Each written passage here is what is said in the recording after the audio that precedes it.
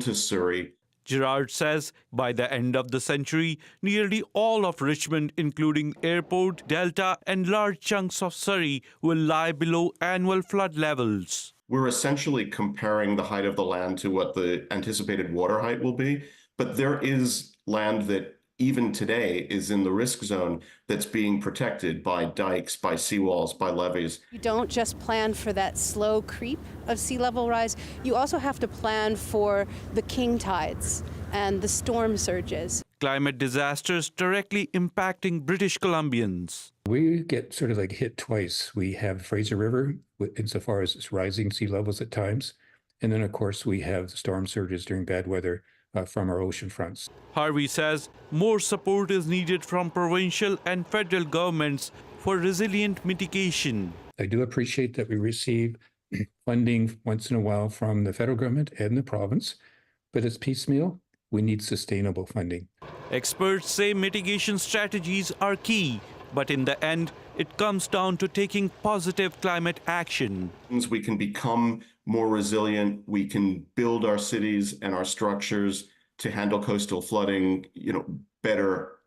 But there is no solution for cutting emissions. The United Nations Intergovernmental Panel on Climate Change projects about half a meter of sea rise is expected by 2050. That number is set to double by the end of the century. Saurabh Sandhu, CBC News, Vancouver. Meanwhile, a record number of people in Vancouver are doing their part to help combat climate change, today taking part in a shoreline cleanup at English Bay. As Karis Hogg reports, the event is also helping some community members cope with increasing climate anxiety. Nature really helps me when I'm anxious. Sometimes I need help, and that's it, that's the reason. He's one of hundreds picking up a pair of tongs Saturday to take part in a shoreline cleanup put on by the Coastal Water Protectors. This year, organizers say the turnout was larger than ever.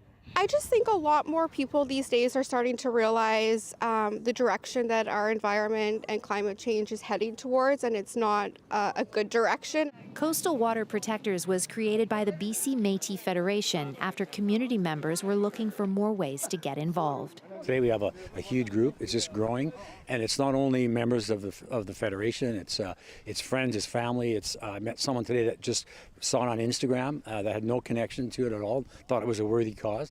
Events like this can also help put environmental anxiety into action. There's sort of the idea that, again, because this is a group problem that deserves a group solution, there's the idea of thinking not of how am I going to solve all of these challenges by myself, but what can I play a role in creating a more environmentally prosperous and socially equitable world. The Canadian Counselling and Psychotherapy Association has declared April Environmental Health Month, highlighting Canadians' growing concerns surrounding climate change. It feels good to be a part of a group of like-minded people who are also concerned. And it's a cleanup, at a local beach or a park or something, in hopes of maybe inspiring people to be a little bit more mindful. When you talk to the young generation, sometimes they feel lost, but I think could be one of the options for them to reconnect themselves with the environment, and they feel good about themselves after the fact. Connection is a big part of the event, connection to other people and to the environment. And a whole lot of trash is picked up in the process. I've got everything from a bad smoothie to a mouse trap to marijuana paraphernalia. Yeah, there's a mouse trap. That was weird. Weird or not, it's one less piece of garbage that could end up in the ocean. Yeah, that's airworthy. So yeah. Karis Hogg, CBC News, Vancouver.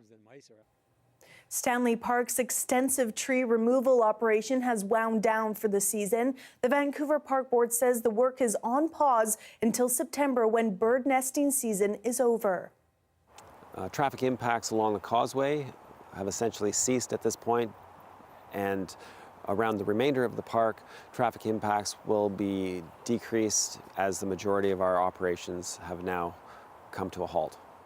McLeod says crews removed tens of thousands of trees from about 20% of the park's forested area. The board says the hemlock trees were killed by years-long looper moth infestation, and as the trees decay, they could fall on people, posing a safety risk. The dead trees were also being taken down to reduce risks of forest fires.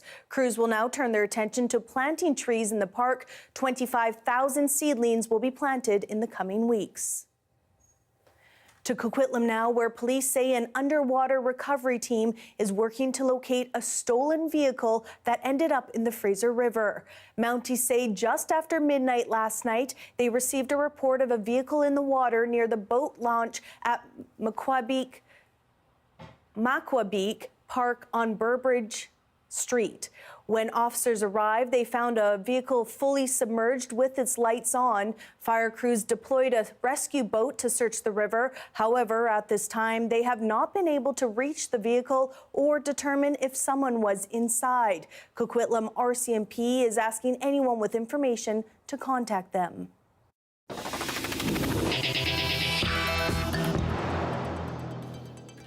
Rallies were held across BC today to protest the Royal Bank of Canada's investment in fossil fuels. Protesters say the goal is to encourage major corporations and banks like RBC to take its money out of fossil fuel investments and start taking climate change more seriously.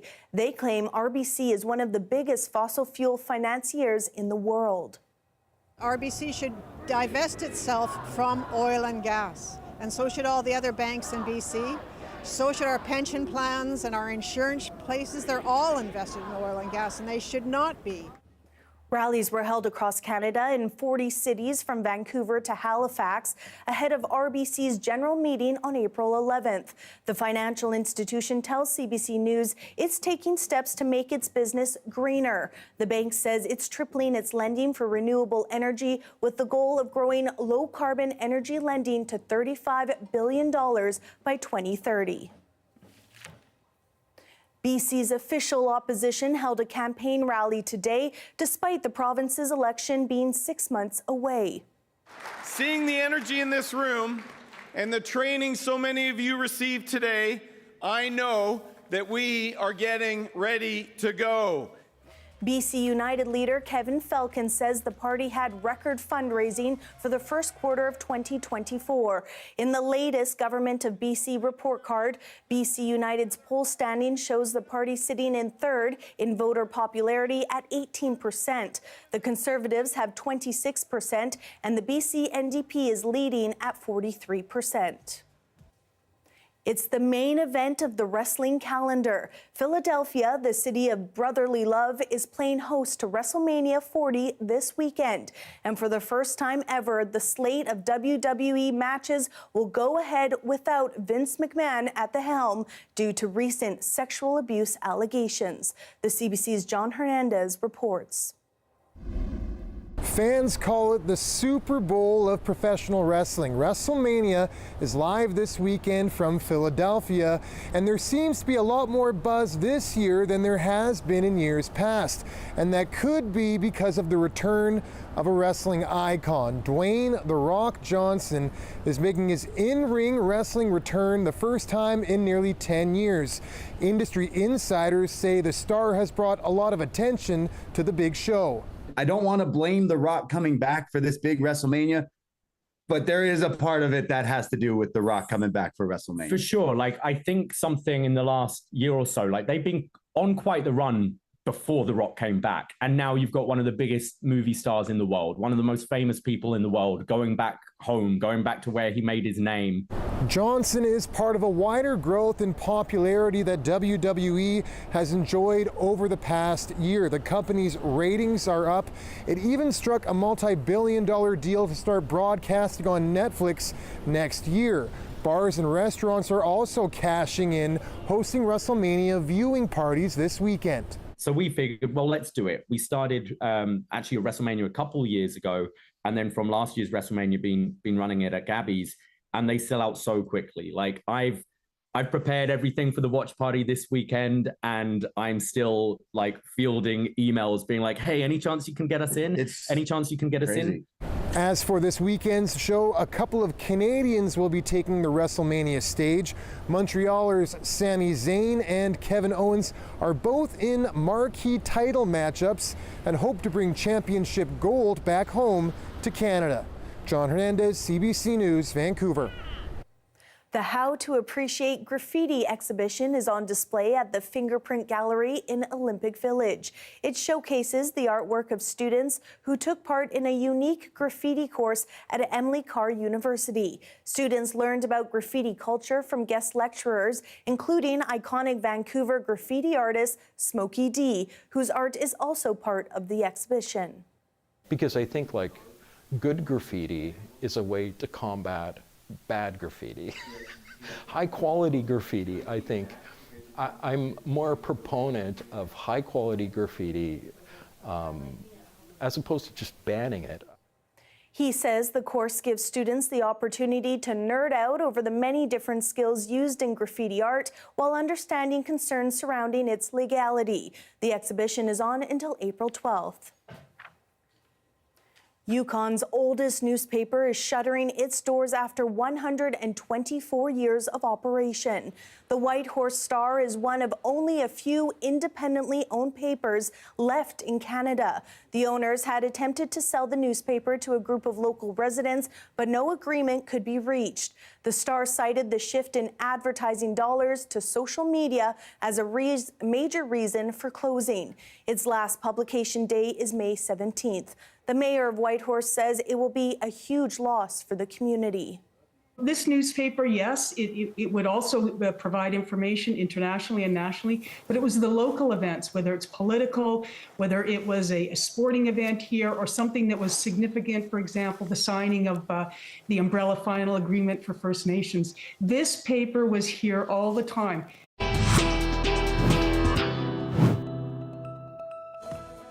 After the break, a look inside a supervised consumption site and how they work. Stay with us.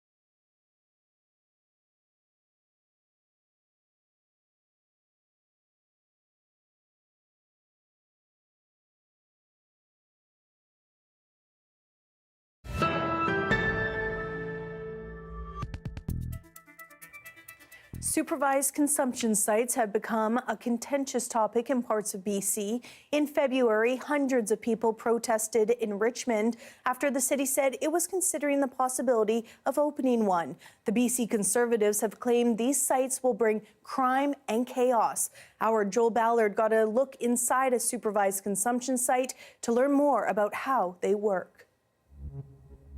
Supervised consumption sites aren't new. In fact, the first one in North America opened in Vancouver more than 20 years ago. Yet for many, they're still a little mysterious.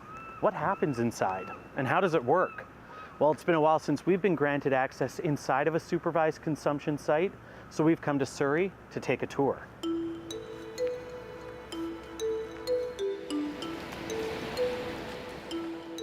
Hi, great to meet you. Nice to meet you, Joel. Erin. All right, so we are out front of Safe Point here in Surrey. Let's start with the easy question first. What is Safe Point? Yeah, so Safe Point is a supervised consumption site that opened in 2017 to witness consumption of substances. It's a federally exempted site.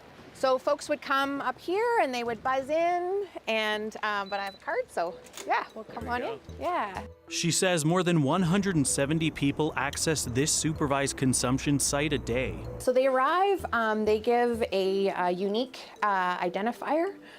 Some people might call it a handle, but then it will pull up a bit of information about them. It's completely anonymous and not connected to any other health care services. Response emergency, overdose. In 2016, the overdose crisis prompted the province to declare a public health emergency. Since then, the BC Coroner's Service says more than 13,000 have died. At Safe Point, Gibson says people can access free harm reduction supplies, like needles, syringes, and pipes, among other things, to ensure the equipment they're using is clean. For privacy reasons, Fraser Health let us tour the facility before it opened to the public for the day. All right, should we check it out? Yeah, come on in. This is the consumption area. Individual booths line a wall, where Gibson says people can consume their drugs under the supervision of trained healthcare professionals. What's the benefit of having staff right here while this is happening? Yeah, so the staff, they can sit here, but they're often connecting with people and chatting with them in a more intimate kind of conversation. They're here to be supportive, caring witnesses who are trained to be readily respond in the event that people start to have a toxic drug poisoning event. Since this site opened in 2017, Fraser Health says staff have reversed more than 3,000 overdoses. And over the last half of a year, there's been an average of about 9 overdoses a month. Gibson says it varies with the toxicity of the street supply. Why does a site like this matter? Harm reduction provides a place for people to connect and be cared for. Substance use remains one of the most highly stigmatized things in community, and so people will often they will isolate and they use alone, and then that's when we see adverse outcomes and we continue to see the high rates of overdose death.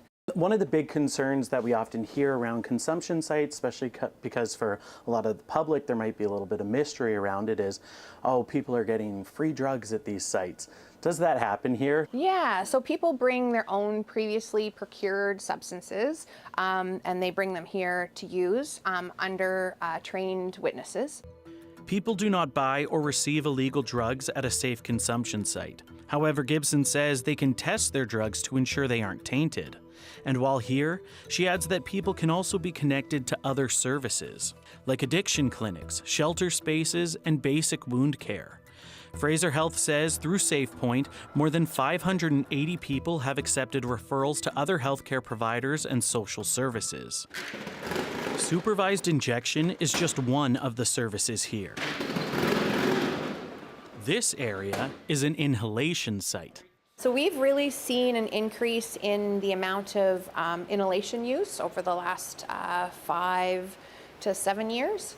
And I think that that's sort of a testament to the change in the drug supply. And has inhalation become more popular than injection at this point? I would say so, yeah. And I guess what are the challenges of now also dealing with this boost in inhalation compared to just injection? It's hard to find spaces that are appropriate for witnessed inhalation.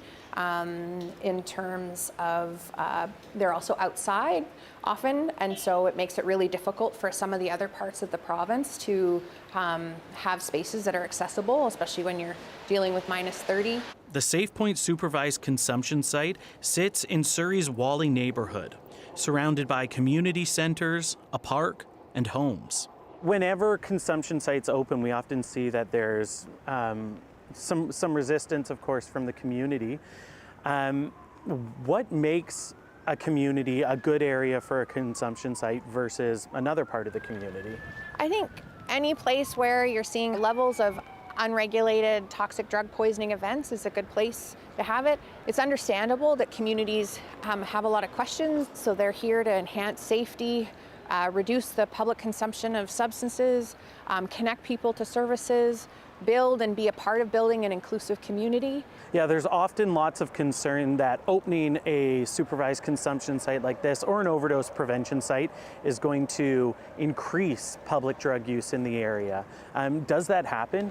What we know from the evidence and the research is that it actually can reduce public disorder, public consumption, and reduce impact or reduce calls for service for police and fire. Since opening, she says there's been a reduction in the number of public overdoses within a 500-meter radius of the site, and there's never been an overdose death at Safe Point. What does the future look like for supervised consumption sites, at least within Fraser Health? We're looking to provide equitable regional access to witness consumption services as a standard part of healthcare. In all of our communities, it's an important life-saving service. But for now, Safe Point remains the only federally exempted site in the entire Fraser Health region.